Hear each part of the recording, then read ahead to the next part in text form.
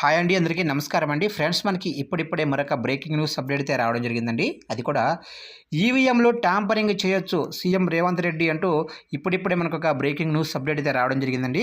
అయితే మొన్న జరిగిన సార్వత్రిక ఎన్నికలకు సంబంధించి ఈవీఎంలో ట్యాంపరింగ్ జరిగాయని ఏదైతే సీఎం రేవంత్ రెడ్డి కీలక వ్యాఖ్యలు అయితే చేశారో, దీనికి సంబంధించిన పూర్తి వివరాలు అయితే మన వీడియోలో తెలుసుకుందామండి. వీడియో మాత్రం ఎక్కడ స్కిప్ చేయకుండా చూడండి ఫ్రెండ్స్, అప్పుడే మనకి పూర్తి సమాచారం అయితే తెలుస్తుంది. ఇక లేట్ చేయకుండా వివరాల్లోకి తెలిపోదాము. ఇక పోలింగ్ నాడు రిజర్వులో ఉండే 15% ఈవీఎంలను ట్యాంపరింగ్ చేసే అవకాశాలు ఉన్నాయని తెలంగాణ సీఎం రేవంత్ రెడ్డి పేర్కొన్నారు. ఇక గురువారం ఢిల్లీలో ఆయన మీడియాతో మాట్లాడుతూ ఈవీఎంలను అటు ఇటు మారిస్తే తెలిసే అవకాశమే ఉండదని చెప్పారు. ఇక ఆంధ్రప్రదేశ్లో 5 ఏళ్లకు ఒక్కసారి అధికార మార్పిడి జరిగే ధోరణి నెలకొందన్నారు. ఇక 2029లో జరిగే అసెంబ్లీ ఎన్నికల్లో వైఎస్ జగన్మోహన్ రెడ్డి మళ్ళీ అధికారంలోకి వస్తారని జోష్యం చెప్పారు.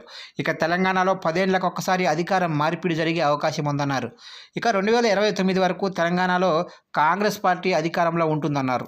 ఇక ఇటీవల బీఆర్ఎస్కు రాజీనామా చేసి కాంగ్రెస్ పార్టీలో చేరిన సీనియర్ నేత ఇక ఎంపీ కేశవరావు ఇంటికి సీఎం రేవంత్ రెడ్డి వెళ్లారు. బుధవారం ఏఐసీసీ అధ్యక్షుడు మల్లికార్జున ఖార్గే, కాంగ్రెస్ నేత రాహుల్ గాంధీ సమక్షంలో కేశవరావు కాంగ్రెస్ పార్టీలో చేరారు.